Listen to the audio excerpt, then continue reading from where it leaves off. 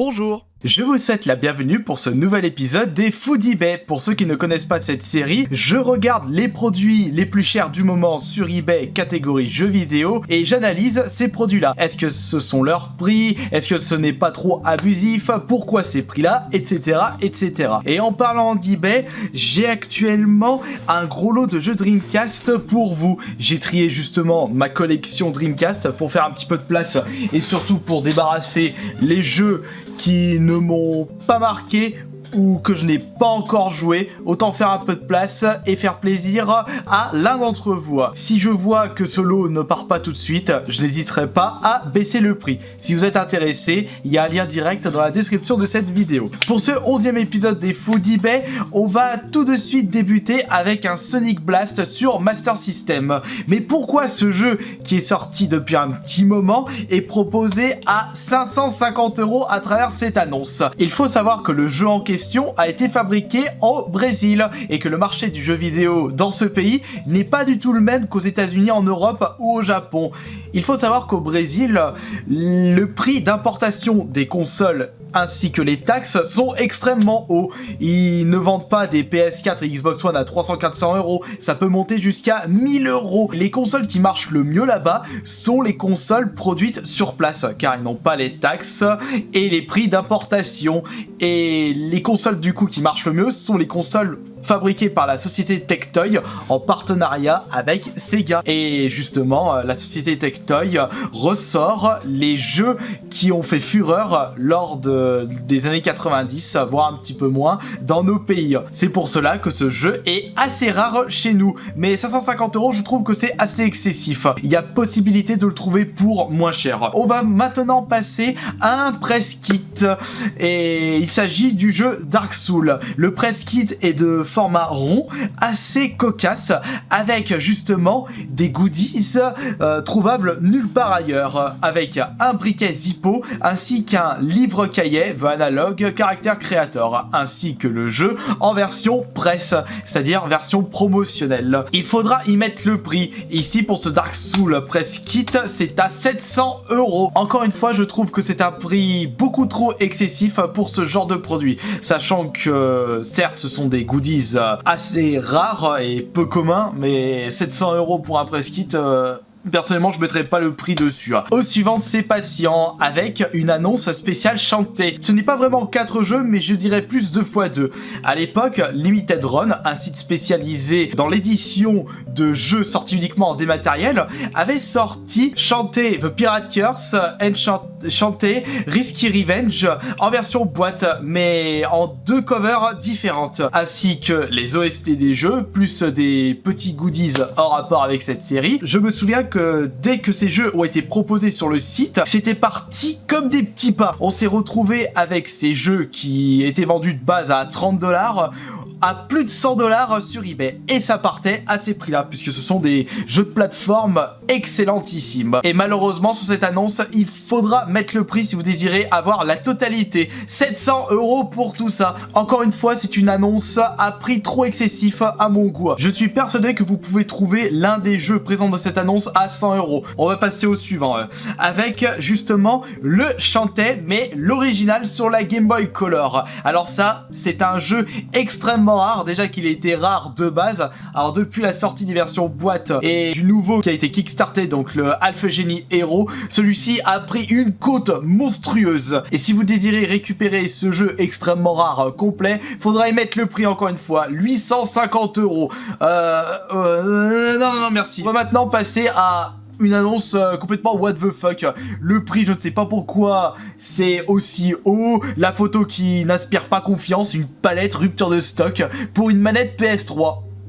Ok. Et le prix, bah c'est 1000 €. Et sachant que 12 objets ont déjà été vendus.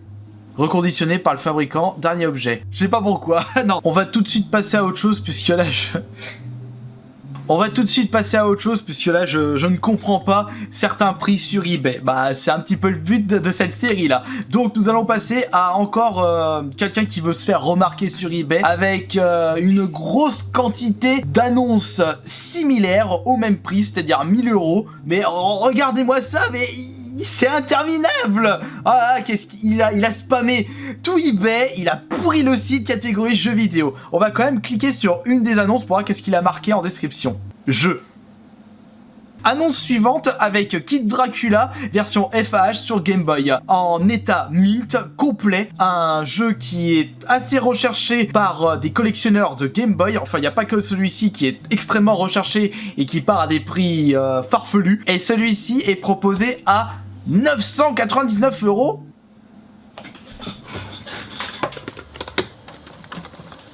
Me voilà riche! Ce qui est cool avec la curiosité, c'est qu'on peut découvrir des machines dont on ne connaissait même pas l'existence. Enfin, j'en ai entendu vaguement parler, mais c'est la première fois que je vois la bécane. Une fusion entre une télé cathodique et une Super Nintendo. C'est assez cocasse de voir ce résultat-là, et malheureusement, c'est une bécane qui n'est jamais sortie chez nous et qui est extrêmement rare. On peut voir que sur le dessous de la télé, on y branche la manette Super Nintendo et au-dessus, la cartouche Super Nintendo. Et je me souviens qu'ils avaient sorti un modèle similaire pour la NES, mais je ne connaissais pas le modèle, mais pour la Super Nintendo. Qui dit machine extrêmement rare, dit prix très haut, 990 € si vous désirez récupérer cette belle machine pour votre collection de jeux vidéo. On repasse avec une annonce jeux vidéo sous blister, avec le Pokémon version Emerald sur la Game Boy Advance. Ce n'est malheureusement pas un blister rigide, c'est-à-dire un blister hyper solide, comme on a pu le voir avec des Pokémon sortis sur Game Boy et Game Boy Color. À partir de la Game Boy Advance, on n'a plus le droit au blister rigide, c'est passé au blister souple. Et puis je l'ai vu passer plusieurs fois sur eBay aux alentours de 100, 200, 300 €. Enfin, plus maintenant 100. Il est plus aux alentours de 200, 300 €. Et je sais pas, il a fumé, il a craqué du slip, ce vendeur, pour le proposer à 1500 €. C'est complètement abusé pour un blister souple. Et surtout pour un jeu qui est plus récent que Pokémon Jaune. Et nous avons de nouveau un Kid Dracula sur Game Boy en version boîte. Le plus souvent, lorsqu'on remarque qu'un jeu est extrêmement cher, bizarrement, il y a plein d'annonces similaires qui pop au même prix, voire un peu plus cher. Bah, quand il y a du pognon à se faire, et on voit beaucoup de jeux qui sont soi-disant extrêmement rares débarquer sur eBay. Et celui-ci, il a 1102 € et 8 centimes. Me voilà riche! Vous recherchez de très jolis collectors, vous êtes un gros fan de World of Warcraft, cette annonce est faite pour vous. La totalité des collectors pour cette série, ils sont au nombre de 7, au prix de 1800 € avec 20 € de port. Ce qui nous fait à peu près du 250 € le jeu, le collector. En plus, ils sont d'occasion, sachant qu'il y a des collectors qui peuvent se trouver moins chers d'occasion. Je sais pas, mais même 1000 € ça aurait été trop cher pour cette annonce. Voici quelque chose de très intéressant, une borne arcade Pop & Music, un jeu de rythme sorti sur arcade ainsi que sur console. Un jeu de rythme extrêmement compliqué que j'ai pu découvrir avec des vidéos virales sur YouTube et j'ai pu le tester en convention grâce à des stands qui possédaient non pas cette borne arcade qui pèse quand même 200 kg, la grosse vache, mais sur console de salon avec un stick spécial de ce jeu de rythme. Bon, sachant que ce genre de borne arcade est pas du tout courant et que ça commence à devenir extrêmement rare, je trouve que c'est à peu près son prix. C'est vrai que si j'avais la place et si j'avais le budget, j'aurais acheté cette barre à cartes, sachant qu'elle est disponible dans l'un, c'est pas trop loin de chez moi. Bon, maintenant on va passer à quelque chose qu'on retrouve extrêmement souvent dans les annonces les plus chères eBay. Bizarrement, c'est un produit Zelda, et c'est pas n'importe lequel, s'il s'agit du collector de Majora Mask, limité à 1000 exemplaires, et je le vois souvent revenir, comme si les gens qui le possèdent l'ont acheté uniquement dans le but de le revendre. Ils achètent une annonce genre à 500 €, ils attendent un an, ils le revendent à 1000 €. Enfin là il est pas à 1000 €, je crois qu'il est plus cher. Ouais, il est à 2700 €. On va quand même revoir en détail le contenu de ce collector avec un certificat d'authenticité, une montre, des pins, le jeu, un OST et d'autres babioles. C'est vrai que à l'époque de la N64, les éditions collector n'étaient pas du tout courants. Alors je vous parle pas lorsqu'il s'agit de séries cultes comme Zelda. Regardez-moi cette belle pépite. Il s'agit du premier Medieval sous blister sorti sur la PS. Bon, lui aussi il a un prix exorbitant, 3000 €. Oh là là. Je pense à un jeu comme ça, vous pouvez le trouver à 300-400 euros si vous cherchez bien et si vous avez un petit peu de patience. Enfin, quoique, il faut pas trop traîner. Enfin, n'achetez pas cette annonce. Mais je disais, faut pas trop traîner puisqu'il va y avoir le remaster qui va bientôt sortir et ça va faire monter en flèche la cote du premier opus sorti sur la PlayStation 1. On va maintenant passer à un autre bordel. Une autre personne a décidé de spammer tout eBay encore avec la même annonce similaire. Regardez-moi tout ça. Combien de temps il a passé pour faire tout ceci? Mais quel est l'intérêt de faire ça? On va, comme pour l'autre, cliquer sur une annonce et regarder la description. Bonjour, annonce faite pour valider la promo sur la com eBay. Moi pas comprendre ce raisonnement là. Regardez-moi ceci, on l'avait vu passer sur ma dernière vidéo, non pas les fous d'eBay, enfin pas les fous du bon coin, mais le bon escroc du coin, l'édition limitée Assassin's Creed Origins sur Xbox One.